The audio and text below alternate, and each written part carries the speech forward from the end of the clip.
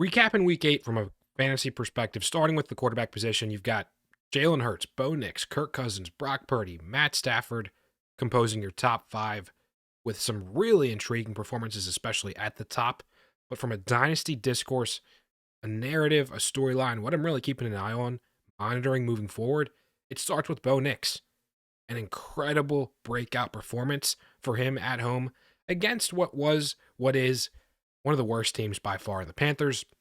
But nonetheless, this is a big, big statement for Bo Nix's value, in my view, and his ability to just earn some cachet.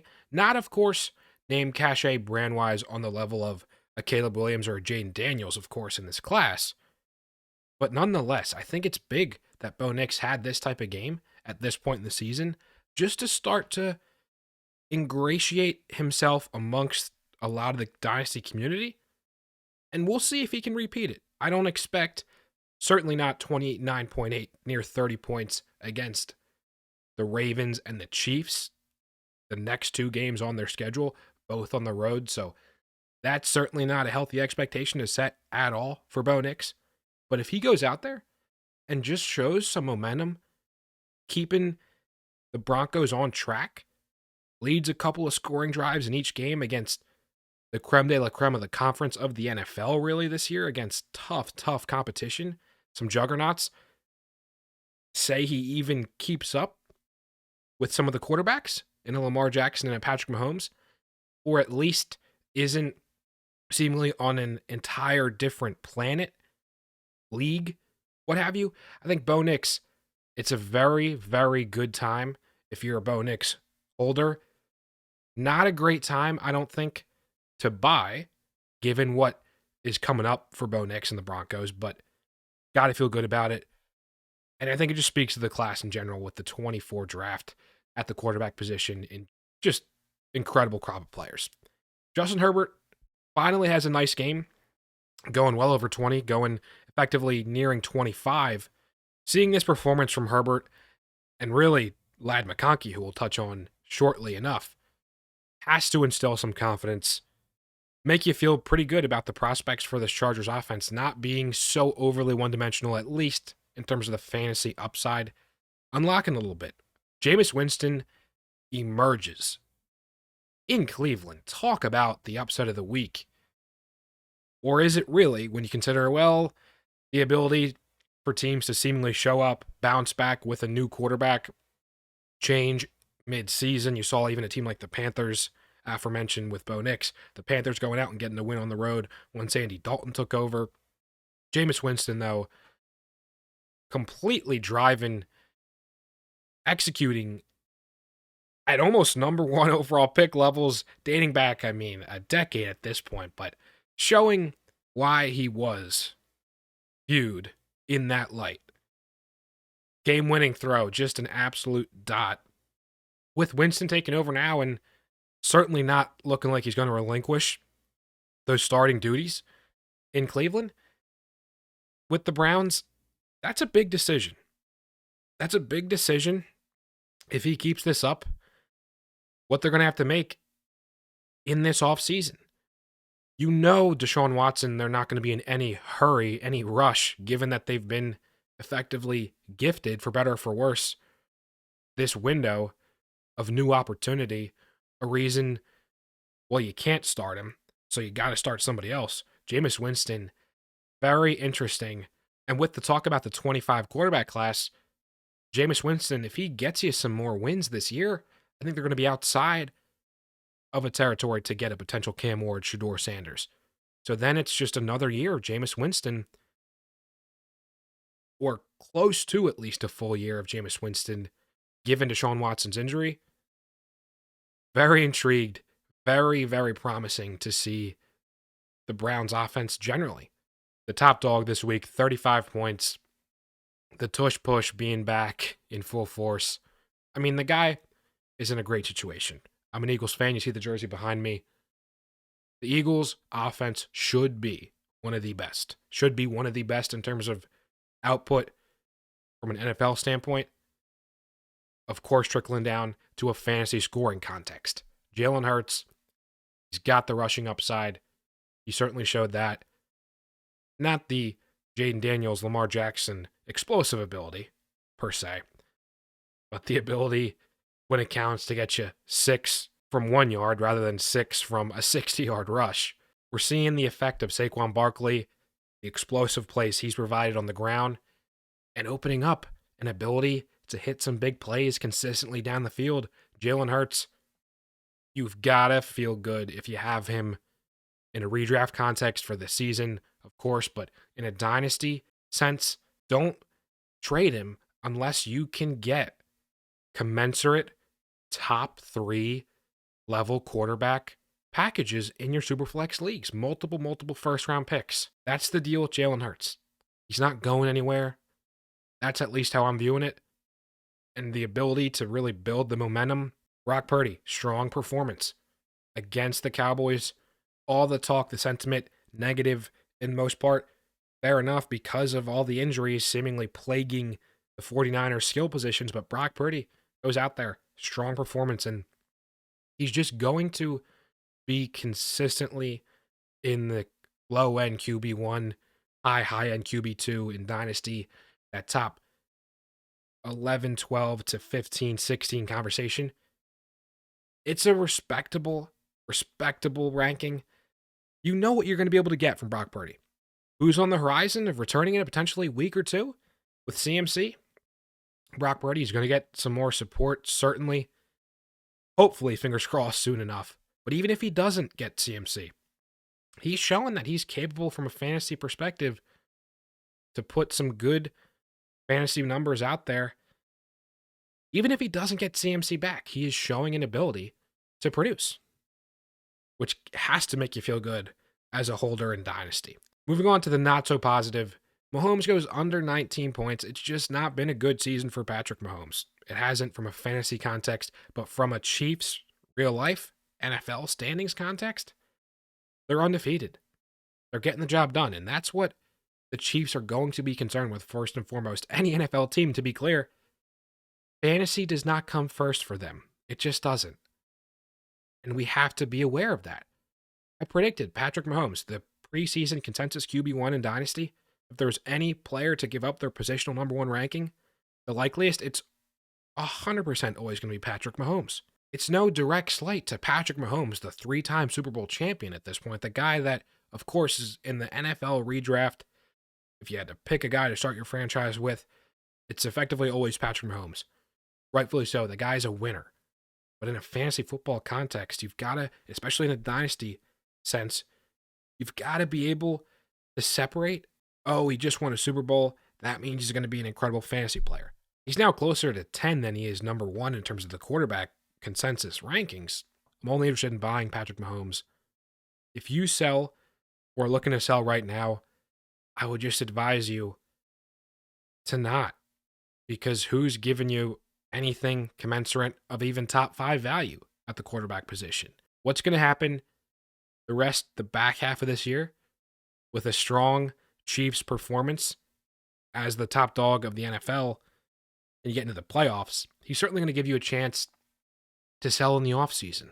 Going to garner that respect that he deserves from the results he's put on the field, but not necessarily from the box score extrapolated into your fantasy lineup. Don't sell him right now. Don't panic. He's not going to free fall outside of the top 10. Jordan Love, Drake May, both injured. Looking like it's only short term, thankfully, nothing long term. I think with both these guys, again, similar to Patrick Mahomes, why would you sell either right now? Why would you sell either? There's no reason to. I'm looking to potentially capture on people that are panic selling. CJ Stroud, not so loud in the fantasy box score, gets a win for the Texans. Worked the ball down the field a few times. Joe Mixon finishing off the drive. So not necessarily a gaudy fantasy performance from CJ Stroud, but similar to a Mahomes, one of the better teams in the Texans. They get some success. They get into the playoffs. They make some noise. It spells good for CJ Stroud's value. And we're really just biding time for Nico Collins' return. AR no more. It's not a question mark anymore. As recording this, just get the news breaking. Joe Flacco is going to be the starter. Anthony Richardson benched. See how people really panic in your league. I think it only bodes better for the veteran quarterbacks who have shown some things and their value, their potential staying power in your leagues. I don't know what you guys think of this, because this is just shock. I did not see this coming. Crazy times, the NFL. Running back roundup. At the top, you've got James Cook, De'Von Achane, Josh Jacobs, Bijan, Ramondre. What are the storylines I'm paying attention to? Well, you've got Cook cooking with Buffalo. Bit of a return to what we saw early in the season, and I think you feel good about having a top running back being a difference maker in your lineup. I think we're ushering in a little bit of a new era. De'Von Achane, another young running back. Go back to that 23 class. It's elite. It is elite. You look at who's composing the top 5 this past week, and not too far out of the top 5, you of course have Jahmyr Gibbs. Josh Jacobs very well being tasked with being the guy carrying the load. If you have him as a contender, you got to feel good about it. Garendo, filling in for an injured Jordan Mason on Sunday Night Football. Garendo, he pops, certainly. The question is this the last time? Because you got the bye coming up, and then you've got a projected CMC return. Certainly not so opposed to getting feelers out there, seeing what people's interest levels are. I think a second-round pick would certainly be a sell now price. Something to consider. Trouble brewing in New York. This is rock bottom. I mean, this is really rock bottom. At a certain point, you say it could only go up, and I think that's what we've reached now. Because you lose to one of the worst teams, but I'm not panicking. I'm not panicking with Breece Hall. I'm just not. Kenneth Walker, stymied by Buffalo. Tough week overall, though, for the Seahawks against one of the best teams. I'm pretty high on the Bills. I'm certainly not panic selling Ken Walker, I'll tell you that much. Does TB have an RB1? You see Rachaad White re-emerging, reminding us what he's capable of. In terms of the guy I'm most confident week in, week out, it's Bucky Irving. He's going to have a place now and beyond on his rookie deal. I think he's going to continue to just get opportunity to showcase his skills and to steadily rise up favorability-wise, ranking-wise, enthusiasm-wise. Talk about the value of that contract. Teams are going to utilize him. I think Bucky Irving, big beneficiary in a decent offense. Bucky Irving, of course, being a part of the most recent 24 NFL draft class at running back. What is their collective upside? I think Jonathan Brooks certainly plays at some point, out you would like to think, although the coach seemingly not making a guarantee. Aforementioned Isaac Garendo, and then Tyrone Tracy. These are the guys that are really paying dividends relative to what you invested in them. The value of taking a flyer in your 3rd and 4th rounds. At receiver, you had CeeDee Lamb showing shades of his last season's self, dominating to the point of a near 40-point performance. Ladd McConkey showing out almost 30. Cedric Tillman clearly breaking out, having some chemistry with Jameis. Marvin Harrison Jr. having a nice game. And then Calvin Ridley finally has a good game in Tennessee. Focusing in on CD first and foremost. All of a sudden, he's going to creep up back into the wide receiver 1 discussion.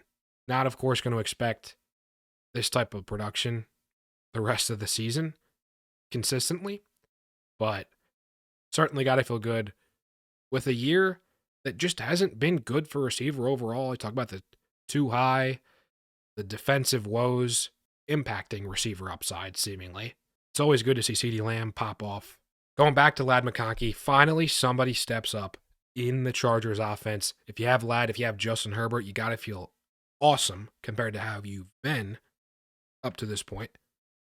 Gives you some hope with the Chargers offense being able to turn a page, unlock different levels. The rest of the season, I'm not expecting 30 points consistently from Ladd McConkey. Certainly upside, unlocking a level that wasn't so clear. Let's ride the momentum a little bit. I'm not looking to sell unless someone's really willing to pay up a premium for Ladd McConkey in your league, what you invested in terms of a meaningful first-round pick, not, pick 11, pick 12, but a meaningful first, projecting and something on top. I'm certainly not eager to sell Ladd McConkey. Talk about wide receiver 1 in your offense, emerging with Jameis Winston, aforementioned, covering the quarterbacks. Cedric Tillman certainly looks like he's the guy, at least with a Jameis Winston. Why sell right this second? Unless you can get a tasty second-round pick, why not ride out a little bit of a wave with Cedric Tillman? Jameis Winston could be the guy for effectively a year. A lot of negative was baked into with how the Tennessee Titans have started this season, how they still have struggled in other ways, and one of the worst teams in the league, record-wise. I think Calvin Ridley, who's really eager to buy right now, so I don't know about if there's really a market for you to sell for it to make a total bunch of sense for you. Why not let Calvin Ridley show again another dominant week within that Titans offense, and then I'm looking to potentially sell. Already mentioned Ladd McConkey. You see Marvin Harrison Jr. returning into the top 5 production level this past week. The 2024 draft class is elite. The high-end talent. Everybody knew about Marvin Harrison Jr. Malik Neighbors, pounding the drum for him in the top tier, as I was with Rome Odunze. Hasn't quite paid dividends with Rome Odunze in Chicago just yet, but I'm certainly not panicking over his prospects. And now you got Brian Thomas Jr., who has had an incredible season, unfortunately dealing with some injury. But Brian Thomas, a guy who certainly, if you invested wide receiver relatively early, you're feeling good. Keon Coleman showing some things as well. Referencing back to Brian Thomas, really the AFC South focusing in on wide receiver injuries. Stephon Diggs, he's out the rest of this season. Christian Kirk out for an extended period of time as well. Brian Thomas Jr. out not as long, thankfully, it looks like. So dodged a bit of a bullet there. I'm intrigued to check in on Brian Thomas's price. Stephon Diggs, not as much because I just don't want to go out and assume with especially an older receiver who is even in Houston next year. There's a lot of questions there, just a lot of uncertainty that I don't view as overwhelmingly positive. And then Christian Kirk, unfortunate with all the trade speculation, still think that could maybe be a thing in the offseason. Trouble in New York, part 2, Garrett Wilson, Devontae Adams. What is their upside if an Aaron Rodgers can't step up and make plays more consistently and execute better? Garrett Wilson, I think, compared to maybe people's immediate expectation for Devontae Adams, assumed he would take a bit more of a hit than he has, so there is some positive in that sense, but ultimate upside, as a receiver, you're a function of your quarterback. Things have to improve. They've got to improve fast. Traded but jaded. I want to focus on specifically DeAndre Hopkins. Everybody assumes after a big-time trade, big name trade, really, to a big team, you assume the best, but you got to temper expectations with these trades. You look at the prices teams are paying. It's not as if they've been traded at the prime of their career at age 25, 26 for an extremely steep price. It's just not the case. Could he have a handful of good, solid games compared to Tennessee? Absolutely. But you can't go out there and assume. I've seen people panic trade extortionate prices. Chicago, well, referenced Rome Odunze a little bit earlier. Chicago's offense, some to be desired. It's a rookie quarterback, though, with Caleb Williams. From a long-term perspective, high expectations still for Rome Odunze. This season, though, you've got to be realistic, really with any Chicago receiver, I think. Week to week, you just don't know. Shane Waldron, he could be a guy on the out in the offseason as OC, so a change would be very intriguing. Maybe even at the head coach level, we'll see what happens with Chicago. That incredible loss they just suffered. They've got to respond, certainly, in the short term. And then the rest of the season, they got to still make some noise getting into the playoff picture, really. And into the postseason, I think, secures the future of the coaching staff. But we'll see. We'll see. I think you're going to have to do what's ultimately right by Caleb Williams, the face of your franchise. And I think to a similar degree with Rome Odunze. So still love me from Rome Odunze. Beyond this year, Keenan Allen, I don't think is a certainty at all. And then in year 2, Caleb Williams, I think he continues to take some steps to grow. There's going to be a lot more enthusiasm, I think, for these Chicago receivers once we get through this season. Maybe isn't a lot right now, so I'm certainly not looking to panic sell. GB, still TBD, rounding out the receiver focus with Green Bay. I mean, it's just musical chairs week to week. You have to pick one week in, week out. It's got to be Jaden Reed for me. It just has to be. I know people are going to say, run at you the Wicks Hive or supporters, different factions out there. Jaden Reed, to me, is, of any in that offense, the guy who I see as a clear, defined role. Consistency in usage.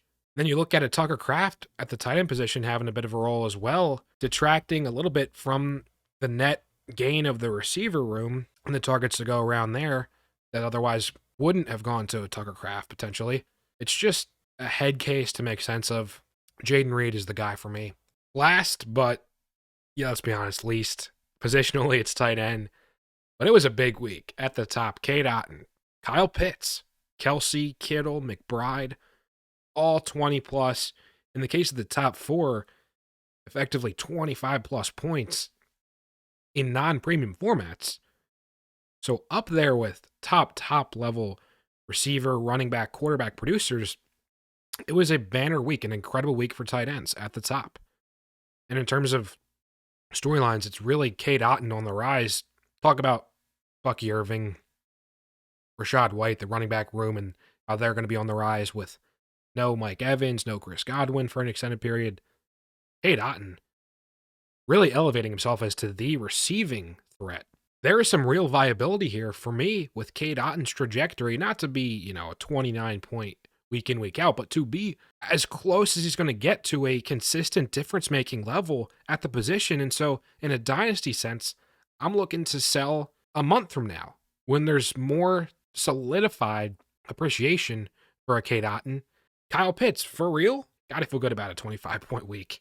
I think Kirk Cousins has certainly shown positive things for that entire offense and the viability in a fantasy sense for a host of the weapons there in Atlanta. And so with Kyle Pitts, if you can sell at, high end, effectively tier 1 type tight end prices, top 3, 4 guy, I'm interested.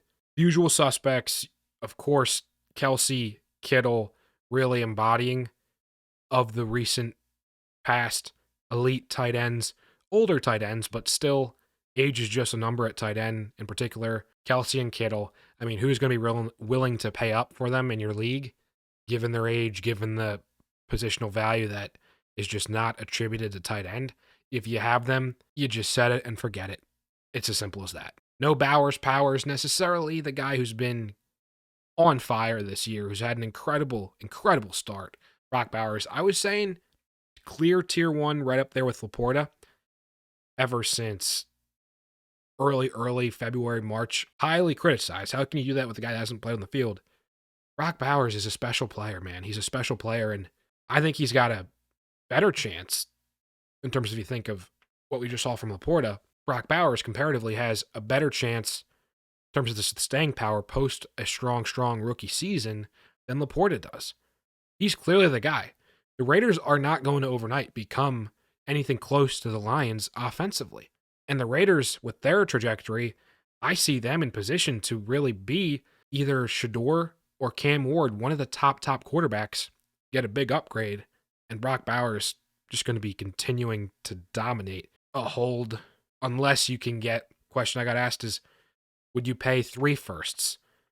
That's too steep. I mean, if you can get 3 firsts for any tight end, yes. I mean, three is just too much for any tight end, in my view, unless it's such juiced 2.5 type of insane premium that just doesn't really exist out there, at least in my experience. After Bowers, Ben Sinnott, it just hasn't been there. Jatavian Sanders has had some decent spots.